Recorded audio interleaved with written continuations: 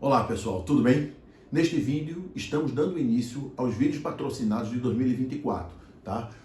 Nós temos vídeos patrocinados em 2023 que vocês encontram na playlist Os Segredos dos Produtos. Então você vai lá na playlist do nosso canal Os Segredos dos Produtos, então nós temos vários produtos que foram patrocinados pelos fabricantes, onde a gente mostra como onde eles são aplicados, como são aplicados, a forma, a maneira correta, né?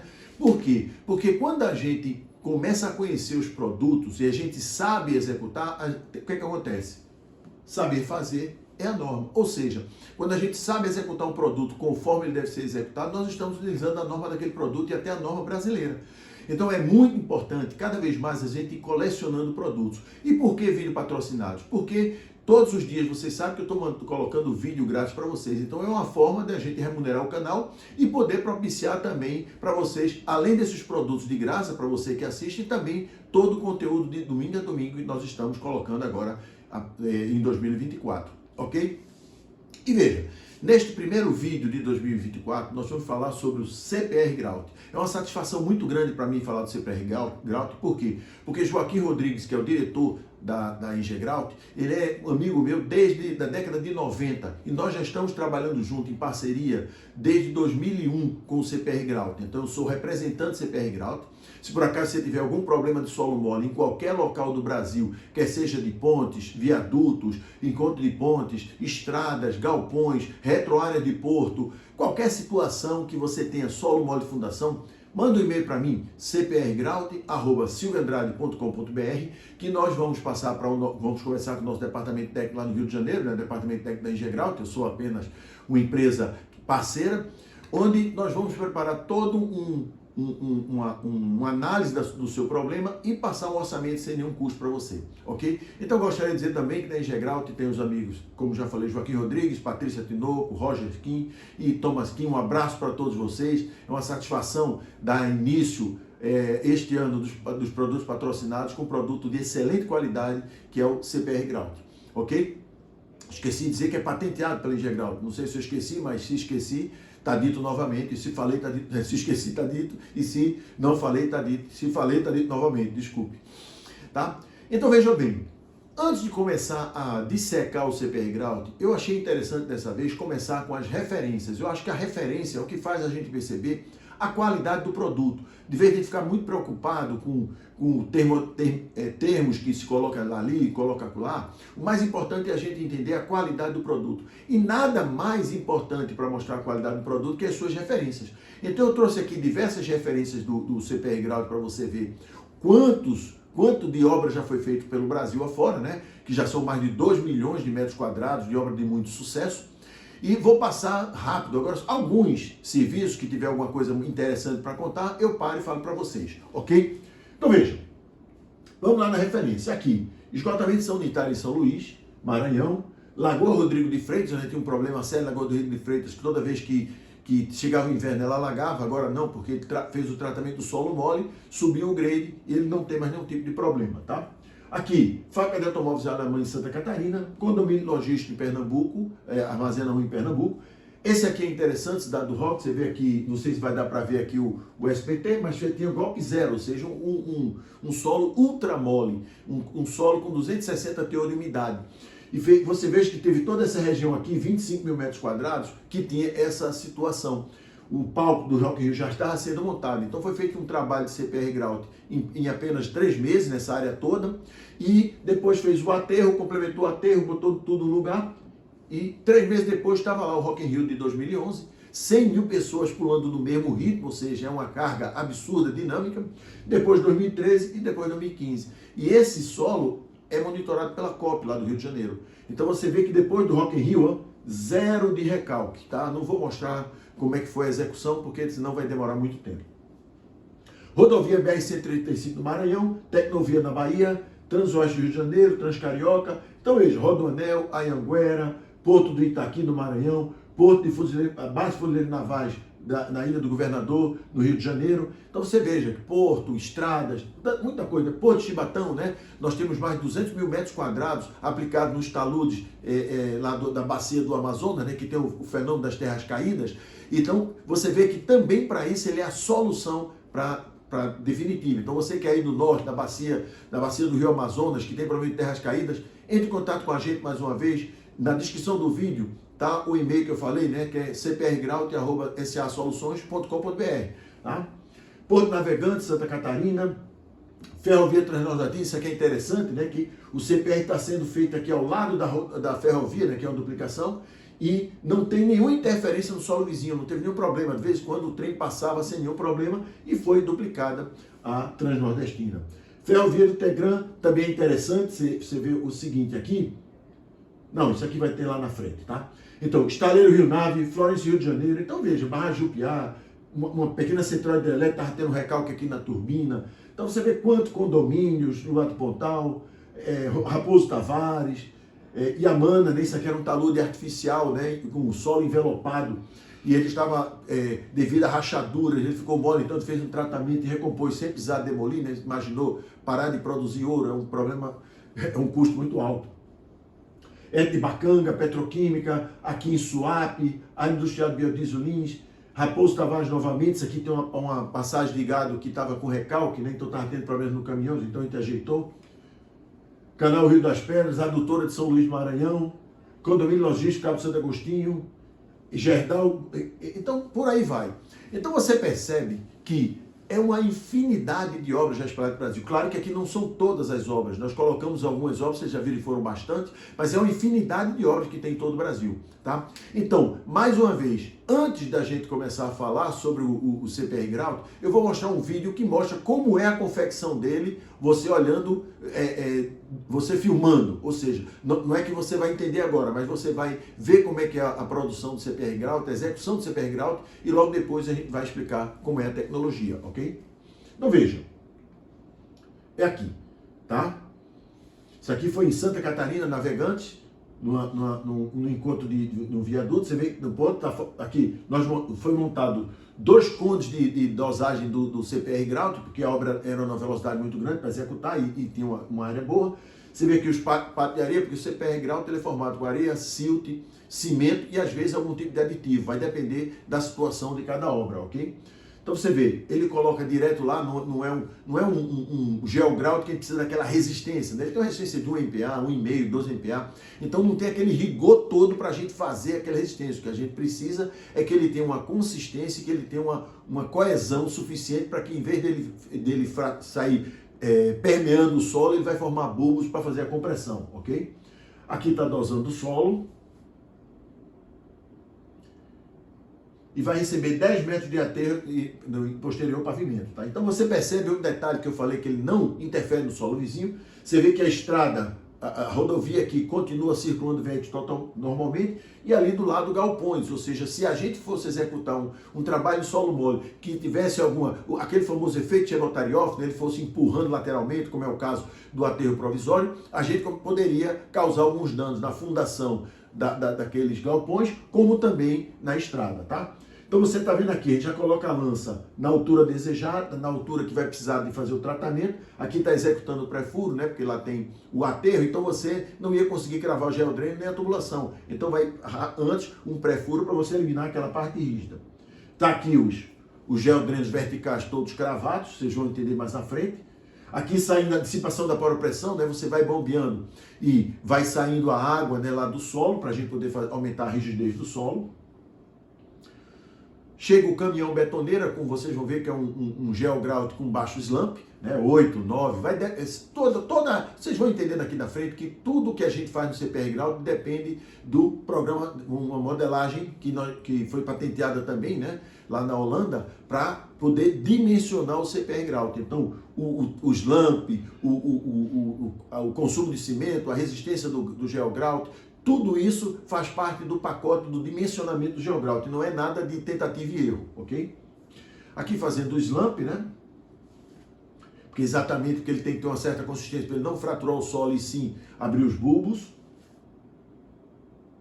Aqui você está bombeando e você vê, já está bombeando o geogrout e vocês vão ver que a gente vai ter o dimensionamento pelo volume bombeado ou então pela pressão, né? Está fazendo a formação das verticais.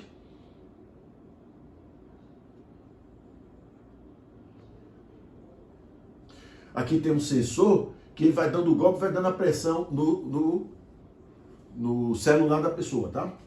E tem toda, e é uma tecnologia que tem toda uma instrumentação para comprovar a qualidade e a performance do produto, se ele realmente atingiu aquela resistência, aquela rigidez que ele necessita para a obra que você vai colocar em cima, ok? Então eu tenho os ensaios pressiométricos, aqui não apareceu, mas vou mostrar mais lá na frente também a tomografia sísmica por imagem, tá? Os piezômetros, né, que ele vê a dissipação da pressão, também vamos mostrar lá na frente para você ter o total conhecimento de como é que a gente faz a aferição do CPR depois. Não é uma coisa que a gente precisa esperar, a gente já consegue aferir ao longo da execução e também após a execução, ok? Então veja, agora vamos sim falar sobre o CPR Grout. Então vamos para o dimensionamento do CPR Grout. Como eu falei, tem uma modelagem numérica que foi também desenvolvida e patenteada na Holanda. Para quê? Para que a gente pega todos os dados do projeto e joga dentro dessa modelagem, né? Então a gente pega, normalmente é necessário apenas o SPT, o projeto para a gente saber a carga, a altura do aterro, todos esses detalhes são importantes para que se possa fazer o dimensionamento correto do CPR Grout.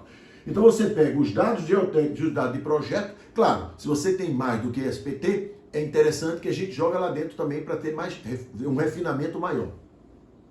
Então a gente joga aqui, a primeira coisa que ele nos fornece são o espaçamento de geodrênios e o espaçamento das verticais de compressão.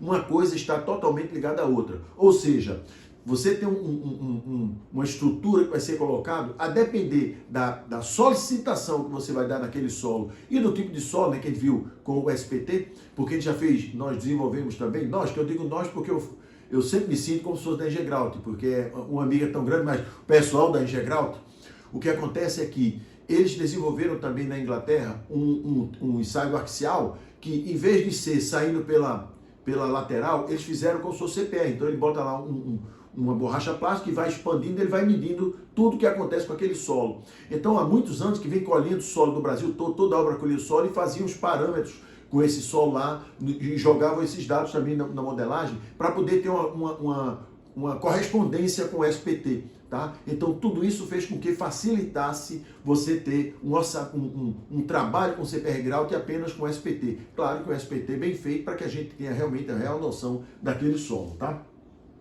Então veja, a depender do que você tem, o que você vai colocar sobre esse solo mole, então ele vai dizer que a gente vai colocar a célula unitária do CPR, que seja 3 geodrenos, né?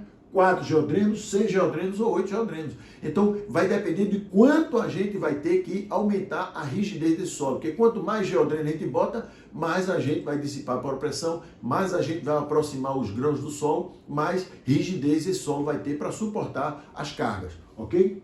Então, vamos lá. O segundo vai ser os parâmetros de formação de bulbos, pressão e volume e a composição do GeoGrout. Então, com isso, com aquele SPT, como eu disse, com aquela analogia que a gente já tem dos solos do Brasil, ele pega e dimensiona a formação de bulbo e de pressão, como também a composição de GeoGrout, qual é o slump, qual é a resistência, o consumo de cimento, tá? A relação areia, silt e aditivo, se for o caso. Então, tudo isso ele nos fornece para que a gente, o quê? Quando a gente bombear naquele solo, não rompa o solo, e sim você comece a formação de bulbo para você fazer uma expansão e você poder fazer exatamente, fazer com que a dissipação da pressão saia pelos drenos e a gente comece a aumentar a rigidez desse solo, ok?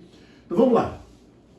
Imagine aqui uma célula do CPR Grout de 6 geodrenos, ou seja, você tem aqui, como se a gente pegasse a coluna do solo mole, né, com aquele geodreno aqui, claro, nesse desenho, e cada extremidade dessa teria o geodreno vertical, tá? Então eu vou tirar o desenho de geodreno só para não ficar muito carregado. O que acontece? Você pega o tubo lá com aquele equipamento que nós mostramos de esteira, você vai lá com o tubo até o fim, onde você quer bombear o GeoGrout, sobe, você tem 1 metro, né? Então no GeoGrout a gente pensa metro a metro, a gente não pensa no solo mole tudo. Se a gente consolida metro a metro, a gente consolida todo ele. Não é um sistema como o aterro provisório que você bota uma carga lá em cima, bota o geodreno e espera que ele vá adensando, não. A gente vai fazendo o tratamento, né, a rigidez, aumentando a rigidez do solo, metro a metro, de baixo para cima. Então se eu pego esse metro, depois esse, depois esse, depois esse, com certeza nessa célula ele vai estar com o solo totalmente modificado, com a rigidez muito maior do que você vai precisar, que ele vai precisar suportar, tá? Então imagina aqui, a gente sobe para poder bombear nesse primeiro metro, mais ou menos no eixo. Então a gente sobe, vamos supor, 50 centímetros. Então tá aqui, nós temos esse primeiro metro aqui, tá? Ou seja, nós temos esse volume e a gente pega agora, como a gente tá aqui, a gente vai bombear, quando a gente bombeia esse geogrout aqui, o que acontece? Ele forma um bulbo, ele não fratura o solo. Não é como normalmente se faz injeção em solo, que você bota aquela argamassa fluida, que ele sai fraturando e às vezes ele vai romper longe. Ele é um solo, como eu já disse, com baixo slump, que ele não é que ele expanda, né? Mas cada bombada que você vai dando, ele vai saindo do tubo, ele vai empurrando a camada anterior. Então ele vai pressionando o solo mole para todos os lados, tá? Então veja, você aqui exerce uma pressão, tá? Uma pressão que se você não tivesse o geodreno, você ia amalgar esse solo, óbvio. Se você chega lá, você tem um volume de solo, você joga, vai expandindo um bulbo, né? E você vai empurrando, se você não tivesse nenhum geodreno vertical, você ia começar a expandir esse solo, né? A empurrar o solo. Mas como a gente tem um geodreno, o que acontece? Ele é programado para quê? Para dissipar exatamente aquela pressão que nós vamos jogar lá dentro. Por isso que é dimensionado 3, 4, 6 ou 8 geodrenos, para que a gente possa, quando a gente for bombear aquela pressão que foi determinada em projeto, que eu vou falar aqui, então esses geodrenos vão aliviar e dissipar essa pressão e não jogar esforços para o solo. Claro que, como a gente está num solo solto, a gente não tem nenhum problema de ter algumas interferências para os lados. Se a gente tem uma fundação, ou se a gente tem uma estrutura de tubulação, aí a gente vai mostrar mais na frente como é que ele faz, ok? Então veja, o programa vai determinar uma pressão P. Agora, essa pressão P, que é X kg por centímetros quadrados, e também um volume de bombeamento, porque ele vai ou pela tensão ou pela deformação, tá? Então vamos ver aqui, vai ter uma razão de substituição que vai ser o volume do bulbo dividido pelo volume desse 1 metro aqui, dessa célula, de 1 metro dessa célula, que vai ser em percentual. Então o programa, ele vai nos determinar para aquela situação, para aquela obra específica, qual vai ser a pressão que ele vai bombear, ao mesmo tempo que ele também dizer qual o volume, porque é o primeiro que atingir. Ou a gente atinge a pressão, ou a gente atinge o volume, tá? Que eu vou explicar agora. Então, a partir daí, vai fazendo metro a metro, ou seja, você pode fazer aqui e parar pelo volume, aqui pela pressão, aqui pelo volume. Então, vai depender de como o solo vai se comportar, tá? Então, veja, imagine que o programa determinou 8 kg por centímetro quadrados e uma razão de 11,55. O que é que significa essa razão de 11,55? Significa que a gente vai recalcar esse solo, que se a gente... O que é um recalque do solo? Recalque do solo é você expulsa a água e ele cede. Então o que acontece? Metro a metro, a gente vai expulsar essa água e é como se ele estivesse recalcando, porque se a gente expulsa, a gente está adensando esse solo na razão do volume que a gente bombeou. Só que essa pressão aqui, que pressão é essa que o programa dá? É uma pressão que é 3 a 4 vezes maior do que a pressão que todo o processo de aterro e estrutura faria sobre o seu solo mole. Então, se eu estou dando 3 a 4 vezes mais pressão do que a pressão que o aterro e a estrutura vai colocar, então essa carga aqui da sua obra não vai ser mais nada, não vai ser força para recalcar esse solo lá embaixo. E a mesma coisa, se a gente para pela deformação, ou seja, a gente vai deformar aquele volume colocado metro a metro, quando se somar, ele vai ser um volume que ele vai recalcar o solo 3 ou 4 vezes mais do que a sua estrutura recalcaria. Ou seja, você percebe que se a gente atingir a pressão, a gente para, ou se a gente atingir o volume, a gente para. Não existe a necessidade de uma conexão de um bulbo com o outro. Por quê? Porque o solo ao redor desse bulbo vai estar totalmente modificado com a rigidez muito maior, ok? Então veja, quando você tem essa razão, aí a gente vai para o ábaco, que tem aqui os espaçamentos dos geodrenos para absorver, para ter esse volume aqui. Então veja, quando você vem aqui, vamos supor que for uma 3x3, nós vamos precisar o quê? Bombear 900 litros de geogrout. Então a gente percebe, a gente colocando cada 3x3, se a gente bombear 900 litros para esse caso, 900 litros do Engegrout, pode ser 500, pode ser 600, pode ser 1000, vai depender de cada situação, você vai atingir aquela deformação.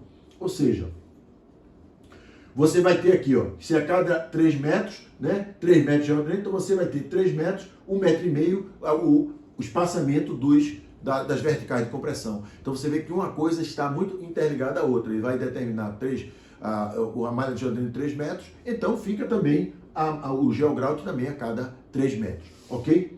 Isso aqui, como eu falei, 1,5 metro. Então você faz toda a sequência de bombeamento. Então você faz a próxima célula, a próxima célula, a próxima célula, ou seja, tensão ou deformação. Você atingiu aquela tensão, você para de projeto, né? Nesse caso aqui 8 kg por centímetro quadrados, ou se você atinge a deformação, que neste caso 900 litros de material. Então você percebe que não é uma coisa de tentativa e erro, é uma coisa científica. Não é aquele negócio de você colocar um aterro provisório, ficar lá esperando, monitorando, e muitas vezes você monitora, está um recalque tranquilo, uma velocidade de recalque tranquila, e com o tempo você corre o risco de ter um rompimento, ok? Então veja aqui, isso aqui é um geoenriquecimento em solo em planta. Então imagine que aqui nós temos mais uma vez, né, aquela célula do CPR com 6 geodrenos. Então você tem aqui o solo totalmente, né, com muita água, com power pressão, né, com muita água no meio dele. Então você tem os pontos de bombeamento. Então veja, quando você faz esse bombeamento aqui, ele tem toda uma expansão, né, tem todo um reflexo no solo, em todo o solo, a partir do eixo dele. Então, quando você faz o de cá, tem para cá e para aqui. Ou seja, você tem aqui um solo entre essas 3 verticais, que ele está confinado devido às presenças das verticais, comprimido devido às altas tensões impostas e adensado devido à presença dos geodrenos. Então, o que é que você quer no solo quando você faz o aterro provisório? É adensar. Só que aqui a gente está aumentando a rigidez, está adensando esse solo metro a metro. Não tem nenhum espaço que vai ficar sem estar, que não suporte as cargas que você vai utilizar. Tá? Por quê? Porque ele vem de metro a metro, de baixo para cima. E quando continua o processo que a gente faz tudo isso, você vê que é como se fossem várias células, vários solos confinados, comprimidos e adensados, ou seja, toda a região que você trata, você modifica completamente aquele solo. Então, se a gente for olhar agora em corte, é isso aqui. A gente vem aqui, tem os geodrenos verticais, a gente vai fazendo aqui os bulbos, bombeamento vertical, né, dos bulbos. Como eu disse, não precisa um tocar no outro. Por quê? Porque ou você gerou uma pressão, uma tensão aqui, que vai ser 3 a 4 vezes mais maior do que todas as cargas do projeto, ou você deformou o solo nesse metro aqui, que vai ser uma deformação muito maior do que a sua estrutura deformaria este solo, ok? Então veja, se a gente olha aqui este solo em planta na microescala, é um solo heterogêneo. Por quê? Nós temos os bulbos e nós temos um solo, tá? Então, bulbos e solo. Então tem um solo envoltos com os bulbos envoltos com o solo. Agora, na macroescala, ele se comporta como um solo homogêneo, ou seja, ele vai ter um módulo equivalente, uma permeabilidade equivalente e uma resistência equivalente. Ele vai ser o quê? Um solo compósito, tá? Então veja, ele se comporta como o CPR Grout, solo uniformemente resistente, ele não tem efeito de arco. Por quê? Porque todo aquele solo vizinho ao bulbo, ele tem uma capacidade de carga maior do que toda a obra vai colocar sobre ele, ou seja, o aterro e a sua obra. Agora veja, claro que existe o CPR, uma eficiência de 90 a 90 e poucos %. Então tem uma pequena fração, principalmente quando você vai subindo, chegando próximo à superfície, que você não tem um confinamento para ele ter mais resistência. Mas aí quando você começa a fazer o seu aterro, então essa dissipação é logo feita. Por quê? Porque o aterro está muito superficial. Então você já elimina esse tipo de problema para não ter recalque na sua obra. Ok? Eu gosto muito de comparar isso aqui com o concreto armado. Você tem aqui o concreto, que na microescala ele é um sólido heterogêneo. Ele tem o aço e tem o concreto. Mas na macroescala ele é um sólido homogêneo. Por quê? Porque ele tem uma modalicidade equivalente e uma resistência equivalente. Em vez de ele ser um solo compósito, ele é um sólido compósito. Porque o concreto responde à compressão e o aço responde à tração. Então você vê que aquele conjunto bulbo-solo modificado também é como se fosse uma coisa só. Então é tudo junto, tá? Entendeu? Então veja, esse é o princípio do CPR. É você pegar o solo metro a metro e deformar ou dar uma tensão 3 a 4 vezes maior do que toda a sua estrutura, aterro e obra faria nesse solo mole, ok? Então veja, o CPR Grout não afeta tubulações e fundações. Vamos imaginar que aqui no solo você tem uma tubulação e tem uma fundação. Então a gente vem aqui, tá? Então você tem uma tubulação e ali a fundação. Então a gente vai colocando os geodrenos verticais e aqui as verticais de compressão, né? de bombeamento dos bulbos. Então o que acontece? Aqui a gente coloca uma quantidade muito maior de geodrenos para a gente dissipar. Mesma coisa na fundação, tá? Então na fundação a gente vai lá colocando os geodrenos, tá? Então veja, se por acaso a obra continuar para cá, a gente também faz essa dissipação, que também o programa nos fornece para que a gente dissipe. Como é que seria isso? Então vamos pegar essa parte aqui para a gente entender. Então tá vendo aqui a tubulação, que é a mesma que ocorre lá na fundação. Então quando a gente começa o bombeamento, tem toda uma interferência no solo vizinho, então você tem toda aquela, como é que se diz, uma onda, né, que vai comprimindo todo o solo e vai eliminando a água pelos geodrenos. Mas sempre tem uma tensão residual. Então o que acontece? Essa tensão residual é absorvida pelos geodrenos que estão colocados próximo à tubulação. Claro que se a gente for fazer o CPR Grout, se IG Grout for fazer o CPR Grout, e você não comunicar que tem uma tubulação, a gente não vai fazer o alívio da tensão na tubulação, fatalmente essa tubulação vai ser rompida, ou uma fundação. Então todos os detalhes que tem nesse solo que a gente vai trabalhar tem que ser dito na hora da execução do projeto para que se possa ter essa dissipação e não ter nenhum tipo de problema, ok? Então isso aqui foi uma obra real, foi na Anhanguera, duplicação da Anhanguera, que você está vendo aqui que tinha a BR antiga, ia ser construída a nova BR aqui, só que aqui tinha tubulação de gás. Então veja, um conduto de gás com 800 milímetros, aqui ia ser colocado uma contenção com terra mesh, fazer o aterro e colocar o pavimento, tá? Então veja, 10 metros de aterro. E você tinha aqui, onde seria colocado próximo ao terra mesh, claro que não é precisamente aqui, mas bem próximo do terra mesh, você teria essa tubulação. Então foi ver todo o processo exatamente com aquele alívio de geodrenos, né, para que a gente pudesse, para que não tivesse nenhum dano nessa tubulação. E não teve nenhum dano na tubulação. Então depois construiu tudo o terra mesh, fez o aterro, está aqui, e está aqui, ó. Sim, então o que acontece? O que a gente faz é o seguinte, a gente não pode simplesmente, mesmo a gente tendo toda a ciência, né? O Departamento de Geotécnica tem toda a ciência, porque o programa já determinou a quantidade de geodrenos para aliviar essa tensão próxima à tubulação e à fundação, a gente também coloca o quê? Um inclinômetro, que a gente não pode ter a mínima possibilidade de romper nem uma fundação, nem muito menos romper uma tubulação. Então a gente chega aqui, ó, bota o inclinômetro, tá? E vem com toda a sequência de geodreno para aliviar essa tensão aqui, os geodrenos normais da execução do CPR Grout e o ponto de bombeamento. Então, quando a gente bombeia, se você não conhece como é o inclinômetro, ele fica descendo e subindo.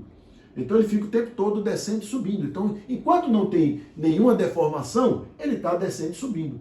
Agora, quando tem, claro que eu exagerei para você poder ver no desenho, mas quando ele começa a ter alguma deformação, então o inclinômetro acusa, para de bombear e vamos ver o que aconteceu. Mas normalmente isso não acontece devido a todo o processo muito bem dimensionado com a modelagem que eu já falei ali no início, tá? Mas mesmo assim a gente se certifica de não ter a mínima possibilidade de danificar as estruturas que estão enterradas, ok? Aqui está exatamente a duplicação da Anhanguera, a tubulação passava aqui embaixo, tá? E aqui no Porto do Itaqui, que tinha toda essa região aqui que foi feita para a estrada de ferro da VLI, tá? E você vê que tem uma estrutura aqui, ó, que o CPR foi feito aqui dentro. Então você veja que todo o processo para que não tivesse dano, e você sabe que ferrovia não pode ter nenhum tipo de recalque. Aqui tinha 12, 13 metros de solo mole, era uma retroárea no mangue, né?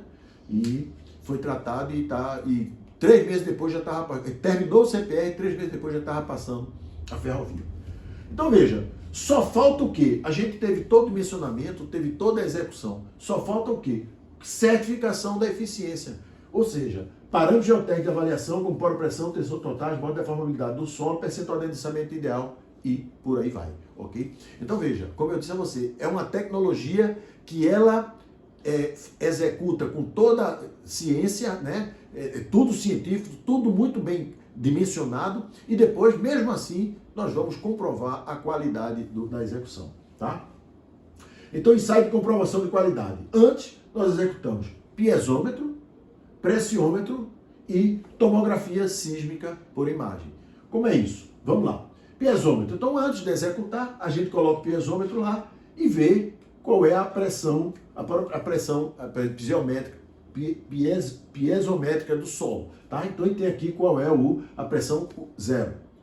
Vai lá no pressiométrico, a gente tem uma abertura no solo, você tem um equipamento, né? Você tem uma câmera aqui que você vai dando aqui, ó, tem um manômetro, o tubo de alta pressão e o contador volumétrico. Então você vai dando pressão e ele vai expandindo. Então quando ele vai expandindo, você vai tendo uma reação do solo. Então com esse aqui, você consegue ter aqui dados. Você consegue ter o modo de elasticidade do solo, modo de cisalhamento do solo, ângulo de atrito efetivo do solo, resistência ao cisalhamento não drenada e ângulo de dilatância. Então você, fazendo isso aqui antes, você depois, quando executar o CPR, você pode comparar todos esses dados, o antes e o depois. E tem também a tomografia sísmica por imagem, né, que foi também desenvolvida com um coreano, esqueci o nome dele, exatamente para o CPR, para ele poder aferir a qualidade de tratamento do CPR. Tá? É um método de investigação geofísica baseado na análise multicanal de ondas superficiais, denominado MESH, né? Multi-Channel Analysis of Surface Waves. Tá? Ele faz um mapeamento litológico do perfil do solo, análise do grau de compactação, avaliação de técnicas de melhoramento do solo, mapeamento do topo rochoso para análise de estabilidade, estudo de terrenos kársticos, avaliação de risco de liquefação, monitoramento de aterros sanitários. Opa, deixa eu voltar aqui porque eu queria falar aqui. Então veja, se você precisa ter alguma análise de solo, também entre em contato com o cprgrout@soluções.com.br, que a gente pode ver se você tem problema de solos cársticos, que é muito comum em Minas Gerais, se você tem algum problema de solo e quer fazer uma análise mais acurada, passa também para mim a solicitação, que eu passo o departamento técnico da Engegraut, ok? Então veja, imagina aqui que você tem um solo mole, você bota os geofontes, são interligados, tá? Então tem essa distância aqui, 6 vezes D, também vai depender do que a gente vai fazer. Você dá uma pancada, então você vai ter a superfície de onda, você vai ter uma alta frequência e uma baixa frequência, que ele sai varrendo o solo. Então ele vai pegando, ele vai tendo a velocidade sísmica, né? Se dá a pancada, ele vê a velocidade sísmica. Então pelas coisas vai achar.